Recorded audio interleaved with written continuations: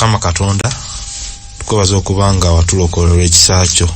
Mukama Katonda nga tugenda okuyigako beera wamu naffe mu linnya lya Yesu Kristo Mukama waffe. Amina. Okukowoola kwa Katonda eri omulimu. Yes. Ma. Eseba. Okukowoola. Lesoni yaffe eriko omutwe ogugamba nti omulimu gwa Katonda, omulimu gwange.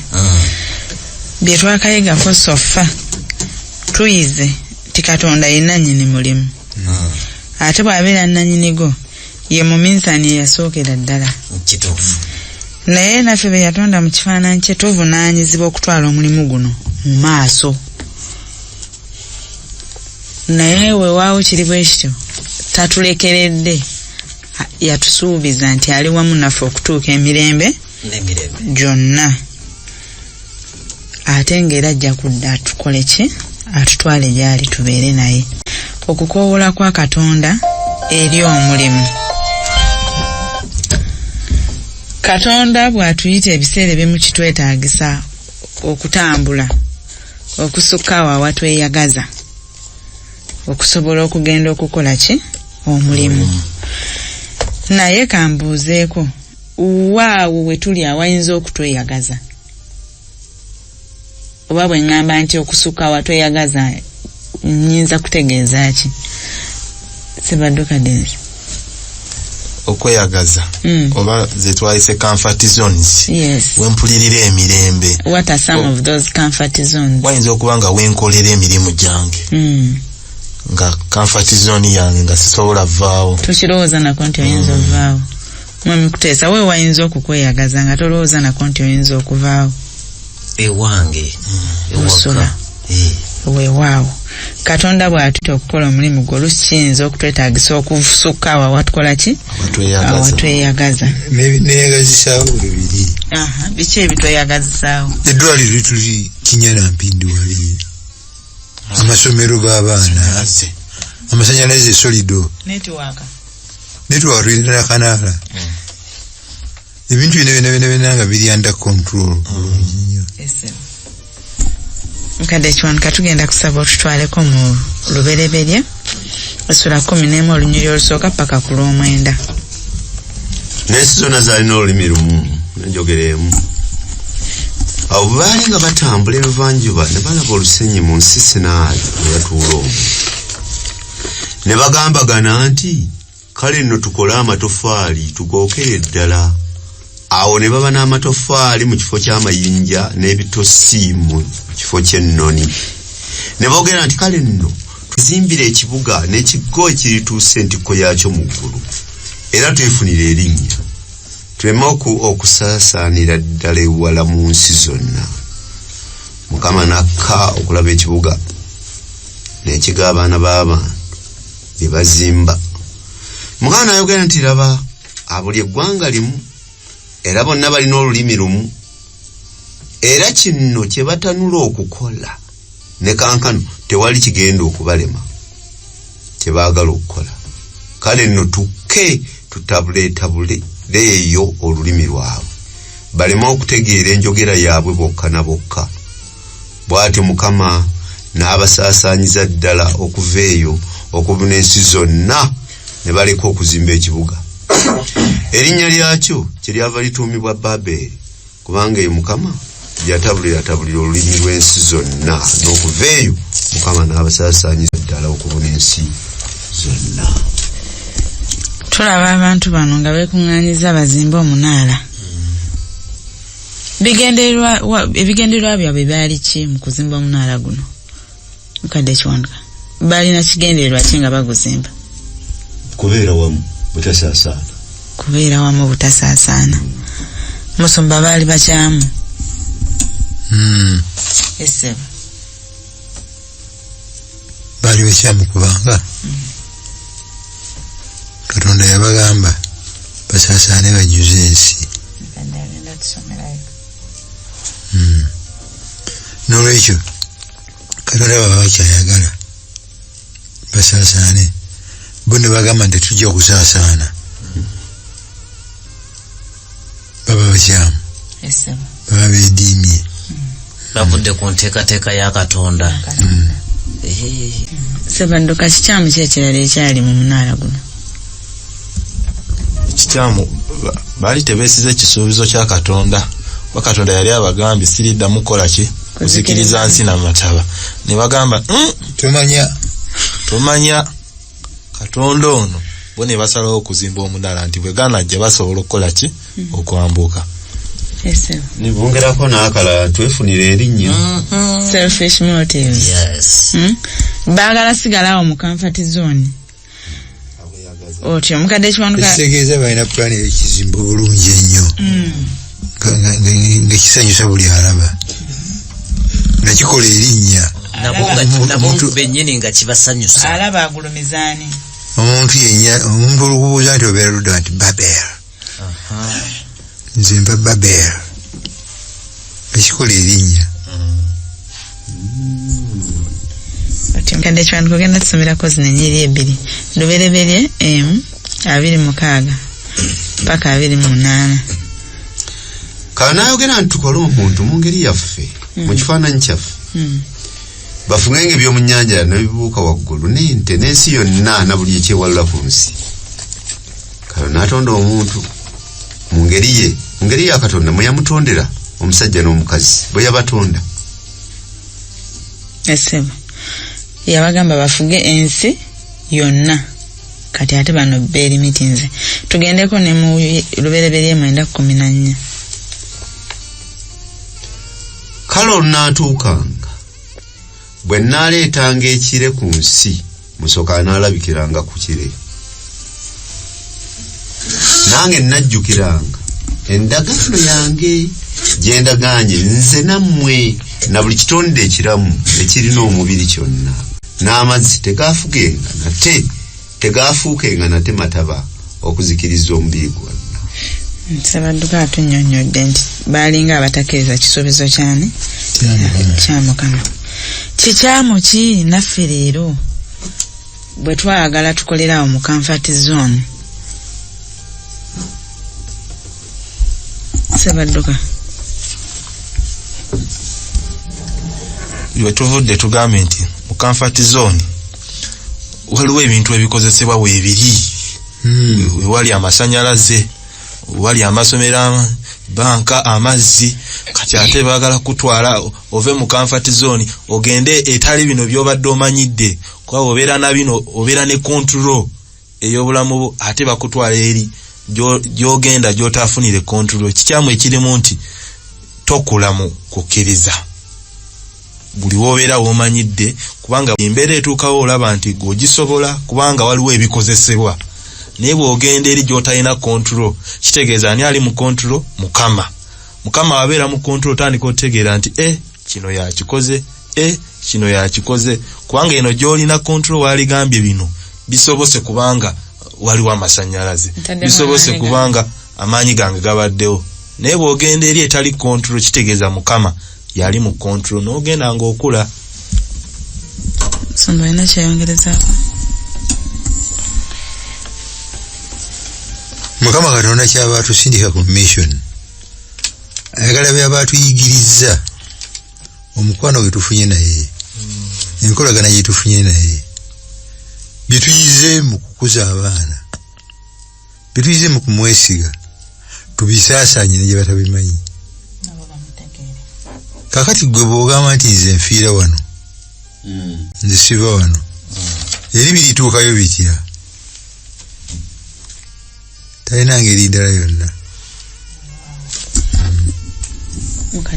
Mukama akimanyi ti mu buntu bwaffe twagala nnyo okubeera mu bifo ebisingako okuba ebirungi nti era we tubadde tuwulira tetwagala tukakuvaawo. Era kyava Yesu yennyini agamba abasajja bano n'agamba naye muli weebw'amaanyi kubanga nabo baali tebaagala kusekuka kuvaawo we bakola ki we bali naye nawe muli weebw'amaki amaanyi. Bwe tumala okutegeera Yesu Kristo ng'omulokozi waffe kyatulagira kye tuteekwa okukola. Weewa tweyanza nnyo mukadde Kiwanuka.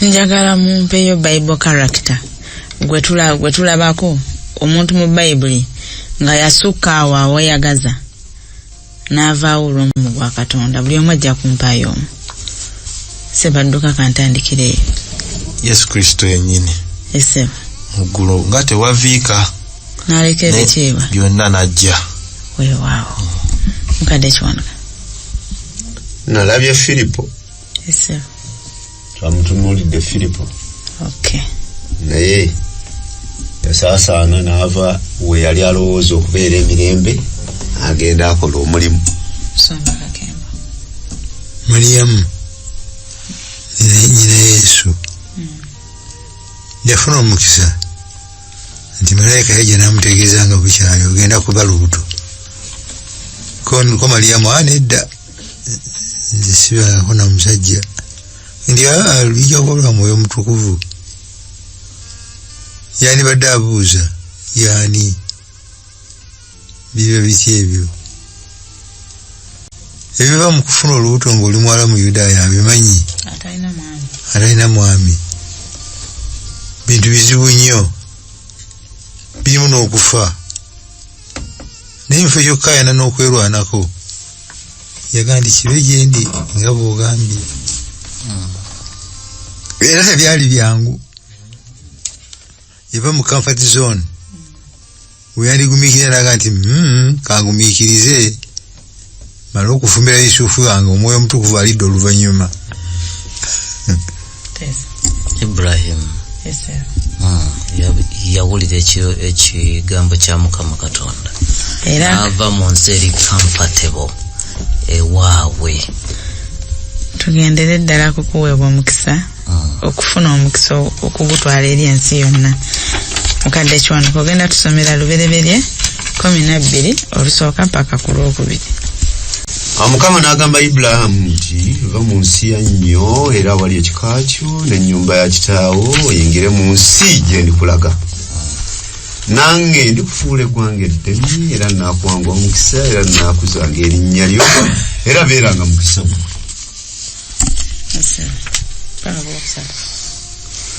nange n'abawanga omukisa abanaakusabiranga ggwe omukisa n'oyo anaakukolimiranga naamukolimiranga nze ne mu ggwe ebika byonna eby'omu nsi mwe biriweerwa omukisa otyo tulaba Ibulayimu nga bamugyeweeyagaza bamutuma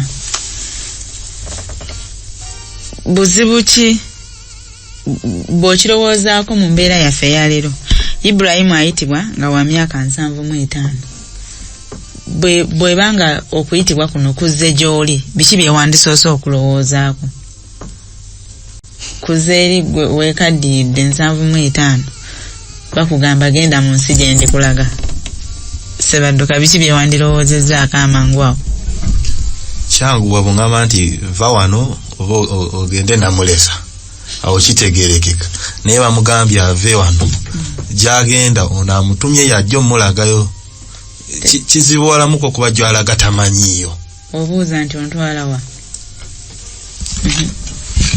mu myaka gino 75 omuntu aba amaze okuseetinga wagenda okufiira ekigo kisaana mukadde yennyini era sinakindi nga n'amaze n'okulaga nti bwe ndima nfudde wano atandise muli okukkiriza nti wano kakati oli bwajja n'akugamba nti kale vaawo genda mu nsi gye ngenda okukulaga ng'olina n'akataka ku kubadde oliira emmere n'abantu obaliraanye si kyangu era Ibulayimu nkakasa nti yasanga obuzibu era bwayogerwako nga jjajja w'abakkiriza ekyogerwa kitegeerekeka buki bulungi otyo nange nyongereko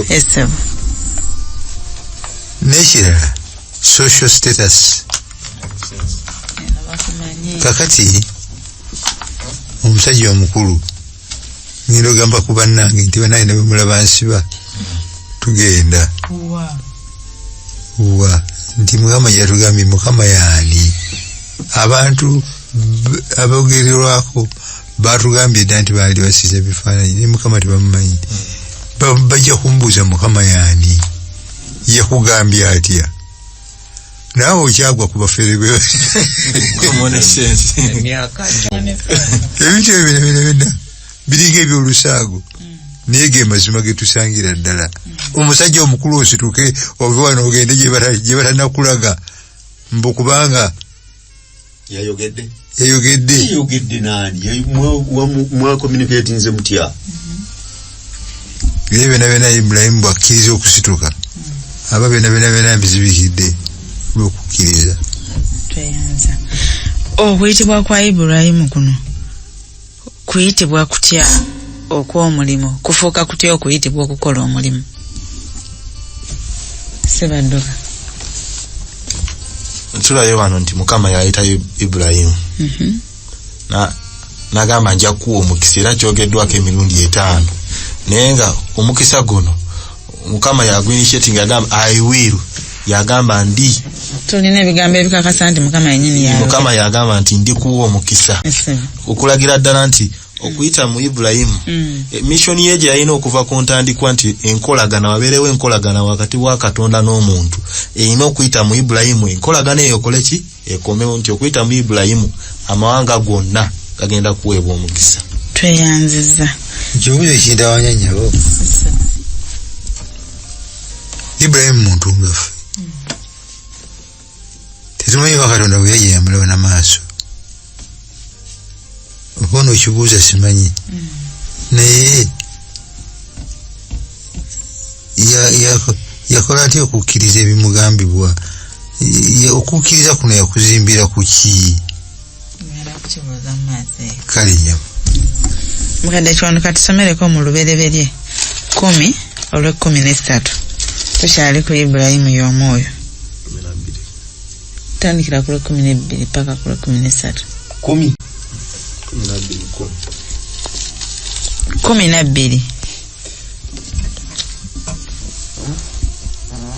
ola 13 lwogera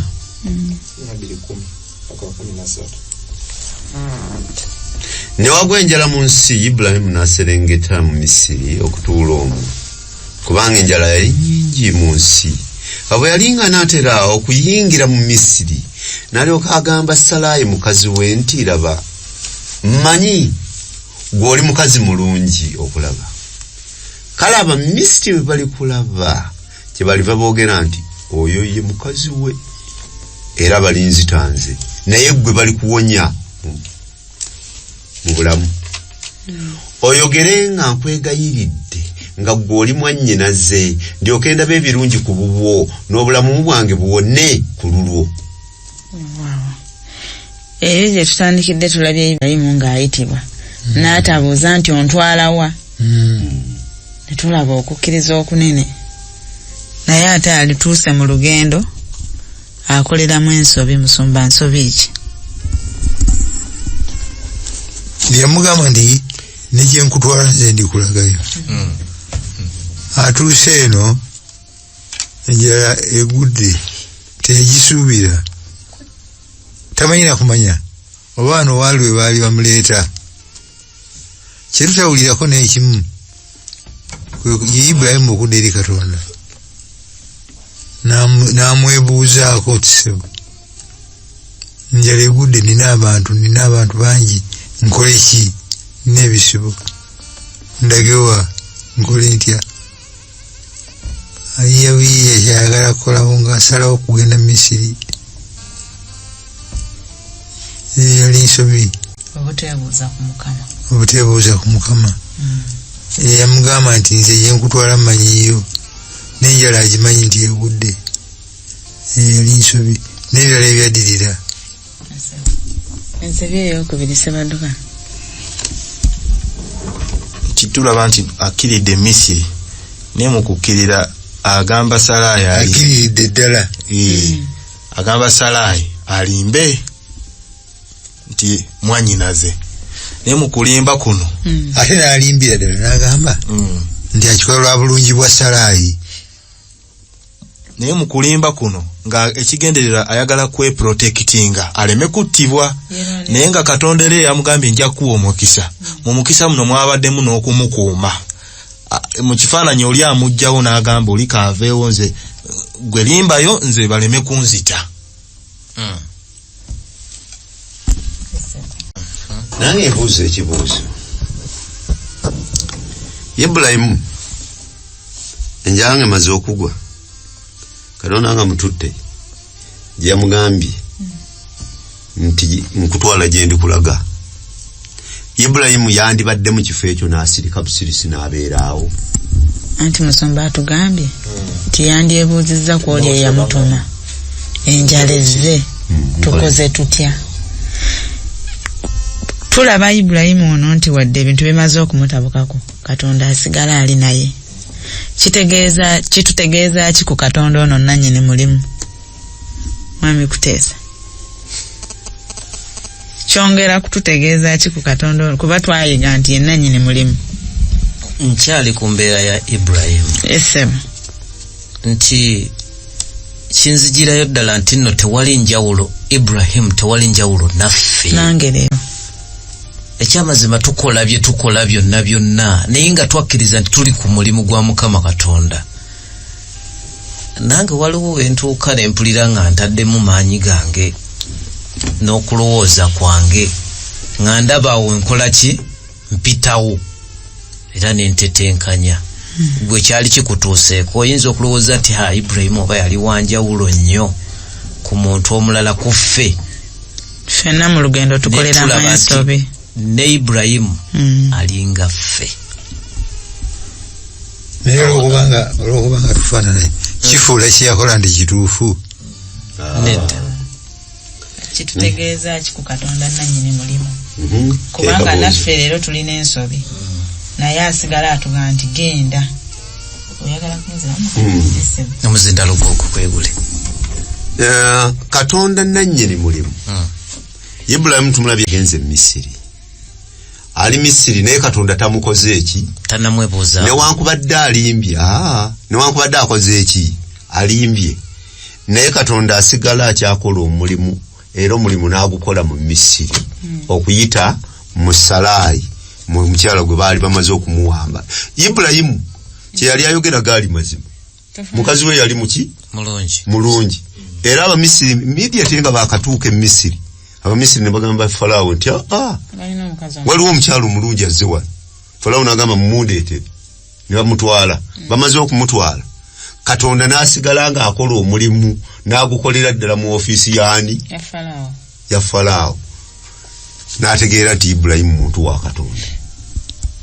Newankubadde nga Ibulayimu teyayasamya kaki? Kamwake. Sebadduka. Bwe nasomawo nentegeera nti waliwo bannaffe abagamba mbu endagaano enkadde y'amateeka temuli kisa, endagaano empya yokka y'ekisa. Naye wano ekisa kya Katonda kirabikira kuva eyo nga n'ensi tennatondebwa, ne wano tulaba ekisa kya Katonda nti abakuba Katonda oli omukambwe yaligambye ye mbonaabona nakyono taneesiga kamugjewo. Naye Katonda tetumulaba wajjira ng'anenya, tetumulaba nti ayingirawo mu kunenya n'okola kino addayo buzzeeri enkolagana n'eddamu buto n'egenda ng'enkola ki. Era tulaba nti n'okukkiriza kweyongera okukula okwa Ibulayimu. Naye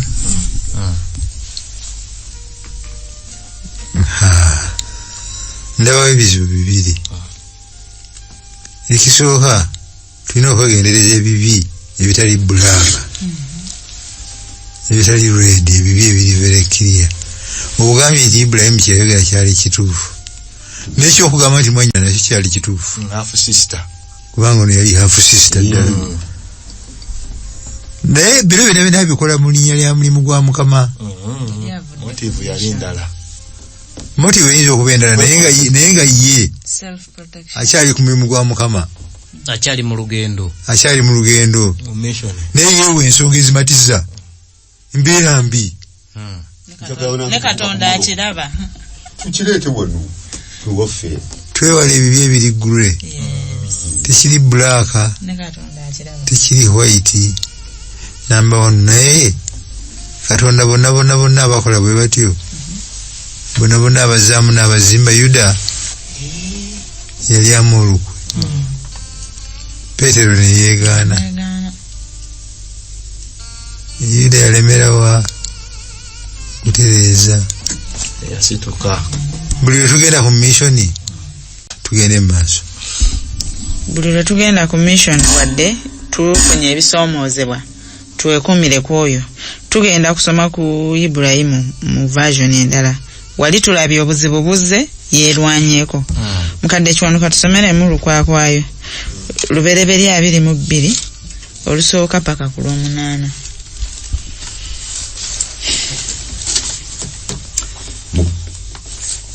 Oluvannyuma lw'ebyo Katonda n'akema Ibulayimu n'amugamba nti Ibulayimu, n'ayogera nti nze nzuuno, n'ayogera nti twala kankana omwana wo omu gw'oyagala ye Isaaka, ogende mu nsi Moriya omuweereyo eyo okuba ekiweebwayo ekyokebwa ku lumu ku nsozi lwe ndikugambako.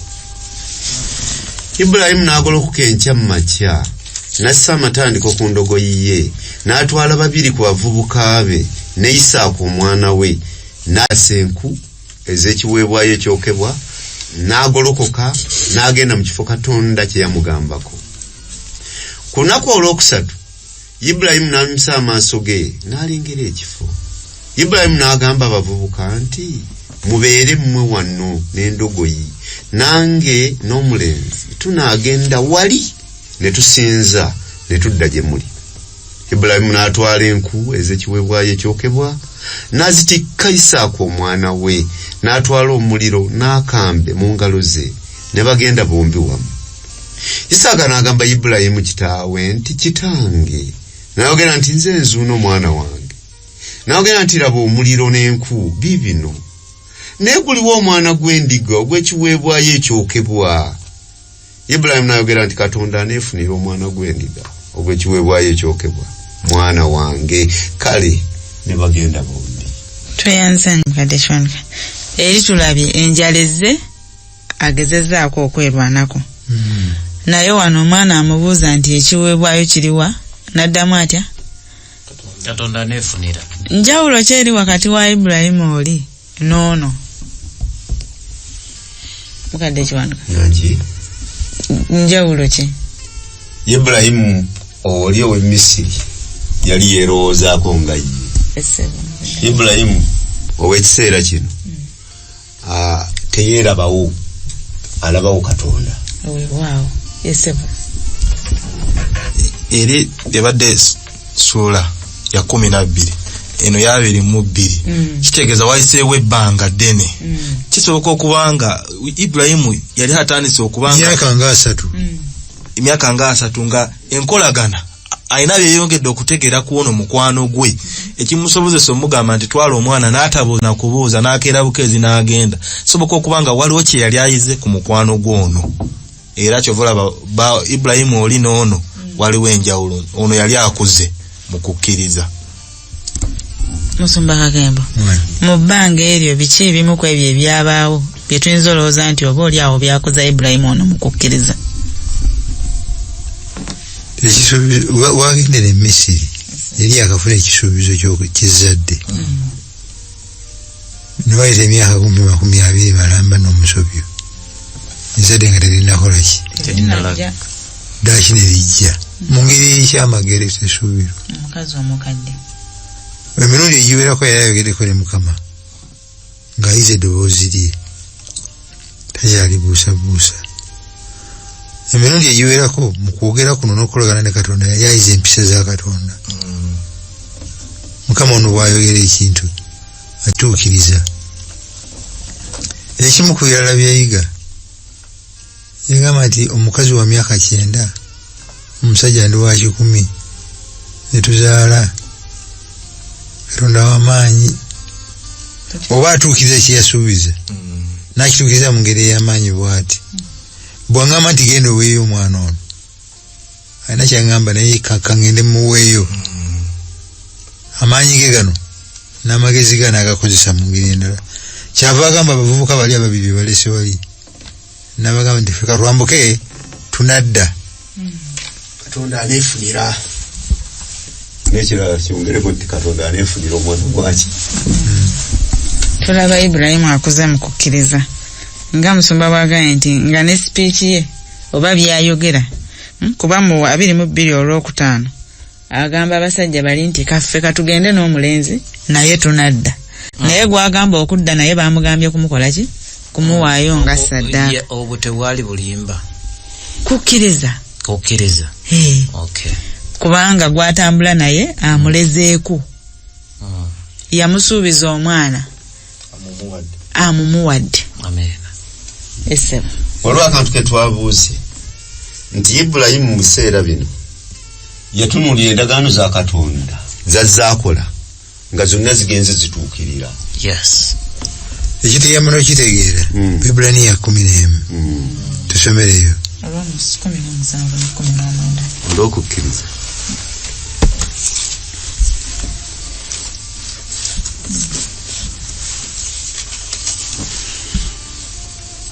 Olw'okukkiriza Ibulayimu bwe yakemebwa n'awaayo Isaaka era eyaweebwa ebyasuubizibwa n'essanyu yali agenda okuwaayo omwana we eyazaalibwa omu yekka eyagambibwa nti mu Isaaka ezzadde lyo mwe liyitirwanga. Bwe yalowooza nga Katonda ayinza okuzuukiza mu bafu era mwe yamuweerayo mu kifaananyi.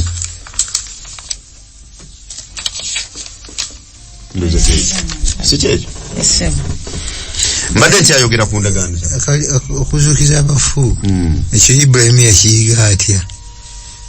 Yakiyigira ku ki?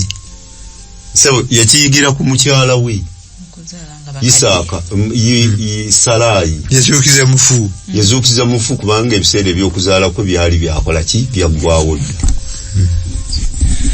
Tweyanziza mu nnyiriri eziddako awo eza-22 lubereberye gye tutagenda kusoma nnyo tulaba Ibulayimu ono ng'asaddaaka omwana we nga bwe yagambibwa naye mu kifo ky'okusaddaaka ye endiga n'ekola ki n'emuweebwa. Tuyinza obutasomaayo olw'ebiseera naye awuliriza lubereberye 22 olw'omwenda paka ku 18. Sebadduka mu bigambo 2-3 ekikolwa kino kisonga ku ki? Kyali kisonga ku nteekateeka ya bulokozi kubanga Yesu Kristo akyogerako mu Yokaana 8:56 nti Ibulayimu jjajjammwe yalaba olunaku lwange luno n'asanyuka nti yalulaba atya. Process eyo n'emala okuggwe Mukama Katonda amubikkulira enteekateeka nga bwegenda okukola ki okubeera. Eno teyali just test naye yali amulaga nteekateeka ya bulokozi nga bwegenda okukola ki nga bwegenda okubeera. Eyanzizanya agazi y'emissoni eyokubeera omukisa eyabo baalina. Twalabye nti mu mulimu gw'enjiri Katonda atutambuza okuva we weeyagaza. Katulabe ku kkanisa eyasooka n'ebifo ebyeyagaza. Mukadde Kiwanuka tusomereko bikolwa by'abatume 8 paka ku 4. Ne Sawulo yasiima okuttibwa kwe ne babaawo ku lunaku olwo okuyigganyizibwa okunene n'ekkanisa eyali mu Yerusaalemi bonna ne basaasaanira mu nsi Yudaya ne Samaliya waabula abatume. Abantu abatya Katonda ne baziika Siteefano ne bamukaabira nnyo. Ne Sawulo n'agirira ekkanisa ekyejo kingi ng'ayingira mu buli nju ng'awalula abasajja n'abakazi n'abateeka mu kkomera. Awo abaasaasana ne bagenda nga babuulira ekigambo. Filipo n'aserengeta mu kibuga eky'e Samaliya n'abuulira Kristo. Ebibiina ne biwulira omwoyo gumu. Ebibiina ne biwulira n'omwoyo gumu ebigambo Filipo byayogedde.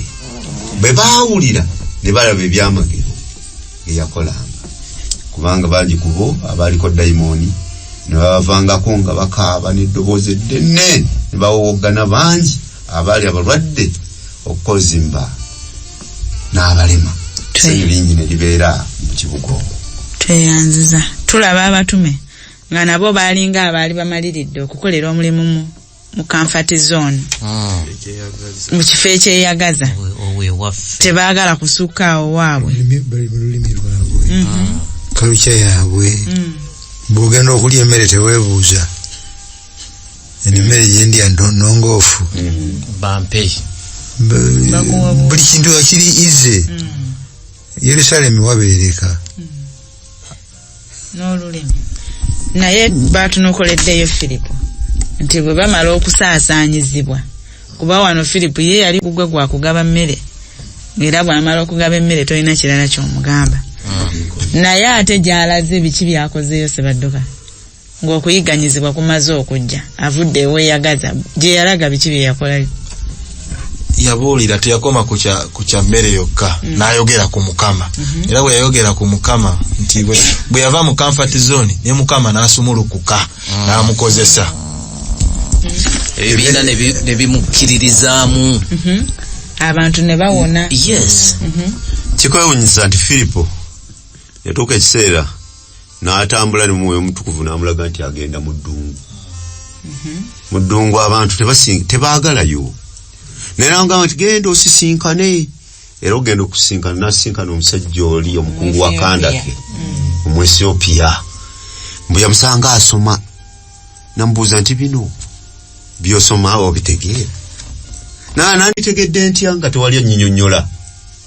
Mbu n'atandikira awo n'amunnyonnyola Kristo.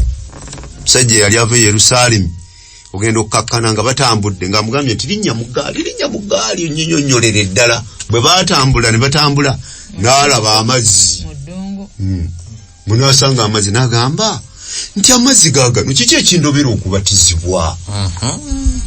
Awo nno wali ekyama eri baganda baffe abakristaayo nga bayiwa amazzi ku kyenyi mu kifo ky'okubabatiza nga Bayibuli bwekola ki bwegamba.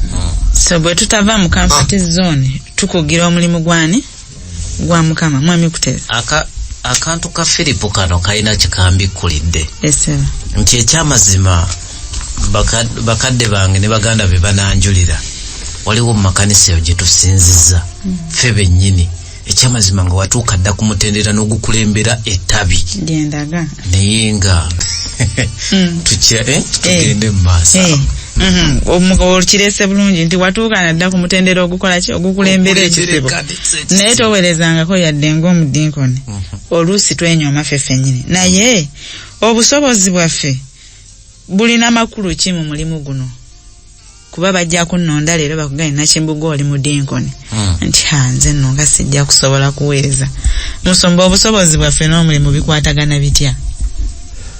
Obusobozi bwange si problem ya Mukama kubanga era ne bwe naagenda sinze ngenda okukola Mukama yatukozesa.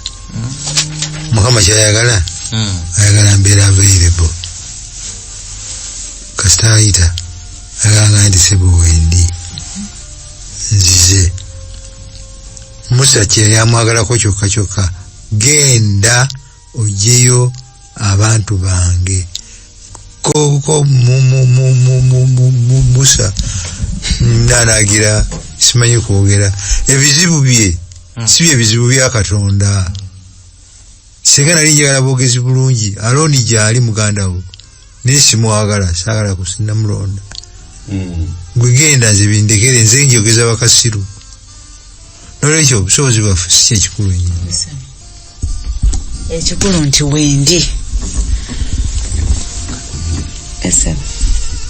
Naye okimanyi nti naffe bwe tubeera mu makanisa gaffe nago tukafuula comfort zones.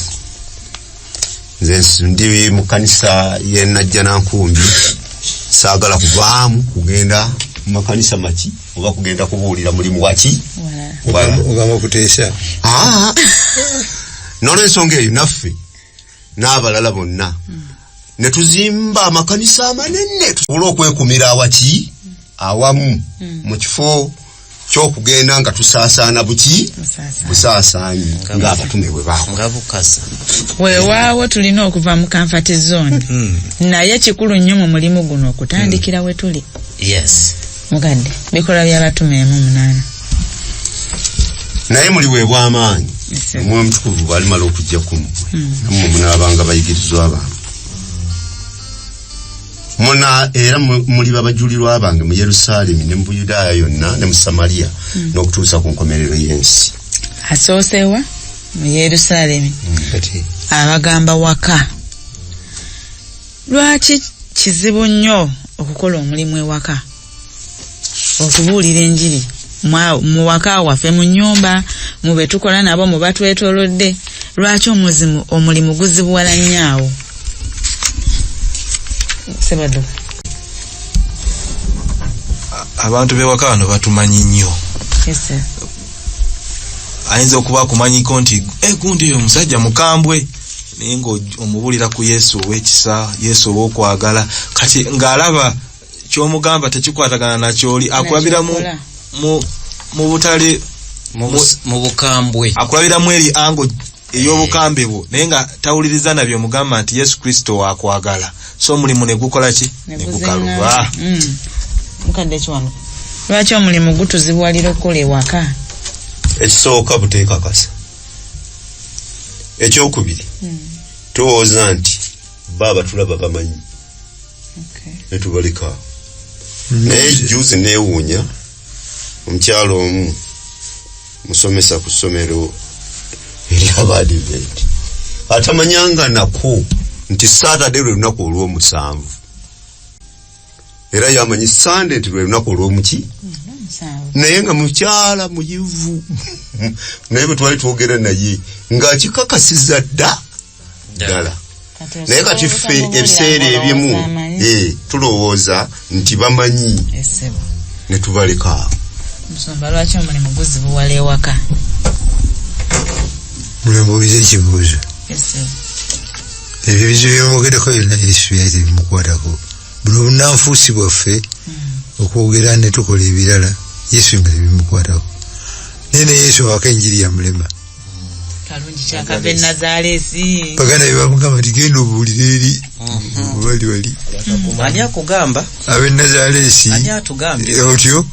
Anakaana k'omubazi. Oli ka Yosefu.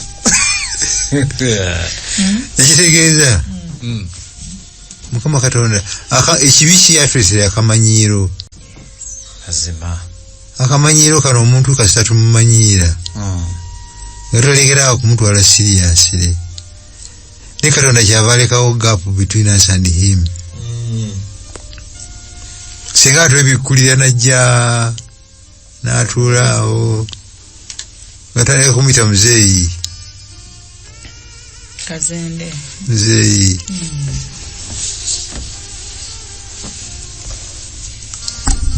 Esebo. N'ensonga endala lwaki omulimu gutulema nti oluusi tulina low self esteem. Ffe ffennyini abandikoze omulimu tetwekkiririzaamu. Naye mu mulimu guno tulina kutya kwonna kubanga atutuma atukakasa mu Matayo 28 nti ali wamu naffe. Katwebaze. Mukama Katonda ajjudde ekisa n'okwagala, tukwebaza Mukama kubanga watuma tubeere bakozi mu mulimu gwo. Tusaba otuwa amaanyi otuggyemu obunafu bwonna n'okwenyooma tusobole okukola omulimu guno nga bwe kitugwanidde mu linnya lya Yesu Kristo Mukama waffe.